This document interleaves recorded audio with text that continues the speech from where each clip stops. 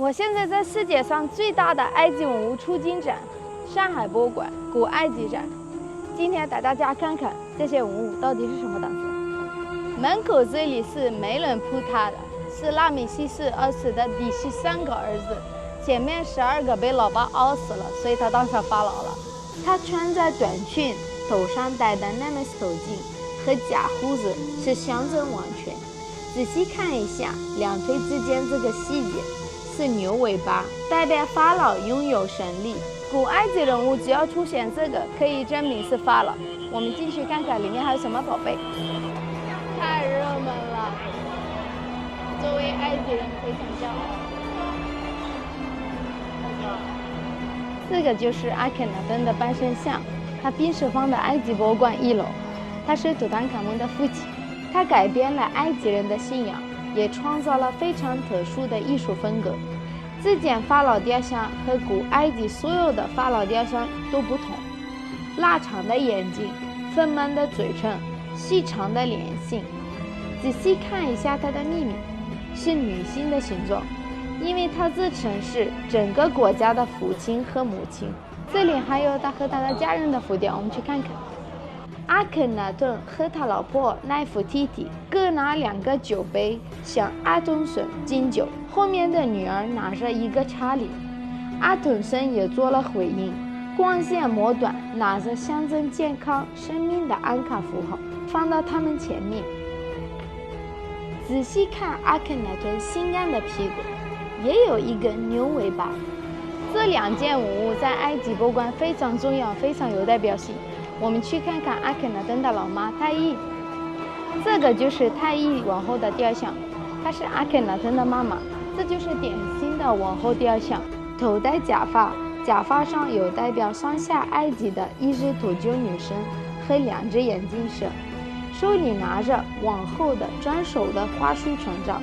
很多人会很好奇，为什么胸部是花朵的形状？这个特点在一些太后或者女神雕像上经常出现。胸部花朵的意义就是把这个部位神圣化了，一般表示她哺乳过一个伟大的儿子。神奇的是，现代解剖学证实了女人的乳腺就是花朵的形象。在埃及博物馆1楼，她和她老公阿门霍特普3世最大的雕像。这里还有一件和她有关，是她妈妈图亚的珠宝箱子。这件文物可太经典了，我在埃及博物馆讲解过，做工非常精致优雅，上面有一位神，是开合神，代表永恒和数字100万。箱子上面有很多重复出现的符号，代表生命的安感，代表权力的瓦斯权杖，代表全部的篮子，结合起来就是希望死者拥有永生的权利。图亚的墓葬其实在古代被盗过了，里面的珠宝都偷走了，还好箱子没有被搬走。但是这个箱子上并没有图亚的名字，是他的王后女儿太伊送给他的。可以看出古埃及的家具制作也非常发达，大部分用榫卯结构。在中国看到埃及文物太奇妙了，看着看着我以为我回埃及了，坐2个小时的车回到埃及。这几个罐子的模型也是来自图亚，很可惜最有话题度的没来，上面画着一幅和小鹰一模一样的国旗。过几天回埃及博物馆带大家看看。这里还有图亚的椅子，上面是拿着刀的贝斯神，虽然看着很凶，但是贝斯神是守护孕妇和儿童的神。根据椅子上的图案和大小，应该是为他的孙女希特阿蒙做的。这个椅子最厉害的地方是有一个抱枕，3000多年还是很丰满有弹性的，可能太脆弱了没拿过来。我们再去看看图亚的纯神图坦卡蒙。这件雕像很有意思，腰带上写的是法老托伦海布的名字，但是雕像风格明显是来自图坦卡蒙时期的阿曼纳艺术，他就是被图坦卡蒙的继承子埃伊盗用了，放自己的神庙。后来霍兰海布更混了，把这个雕像连同安息神庙一起倒了。这件雕像是少有的图坦卡蒙陵墓之外的图坦卡蒙雕像，也是所有的图坦卡蒙雕像里最大的。一起出土的还有一件更完整的，被美国收了。这件雕像珍贵的地方是眼丝还是保留了一部分，而且完整的鼻子，证明它不是被故意破坏的。这次展览除了禁止出境的图坦卡蒙的宝藏，几大埃及考古宝藏代表作都来了，而且上海博物馆太会选文物了，并不是什么精美选什么，而是更看重背后的历史价值和代表性。策展人还是我的校友严海英教授，有些地方更看重精美完整，视觉上让人震撼的文物。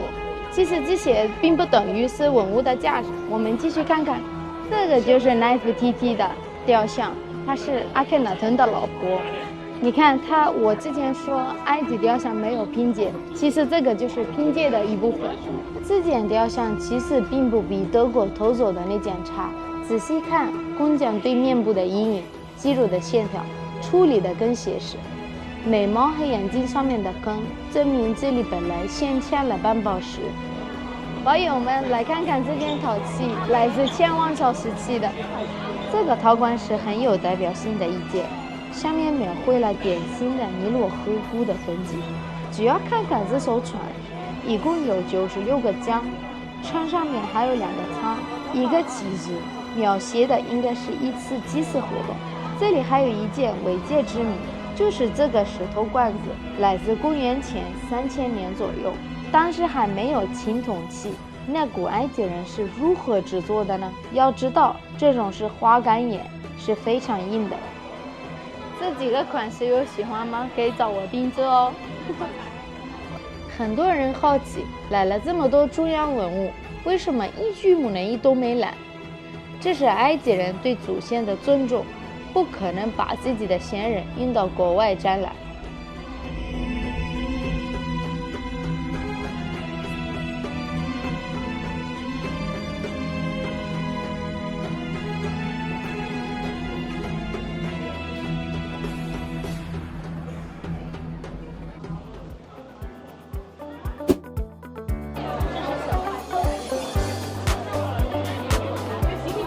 哇，好看，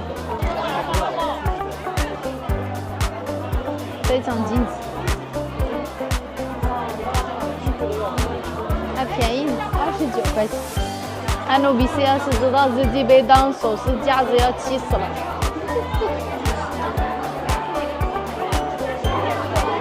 哇，哇，这好神奇啊！看得到吗？安努比斯，好可爱。这次展览重要的文物太多了，大家一定要关注我，下期继续带大家欣赏一下。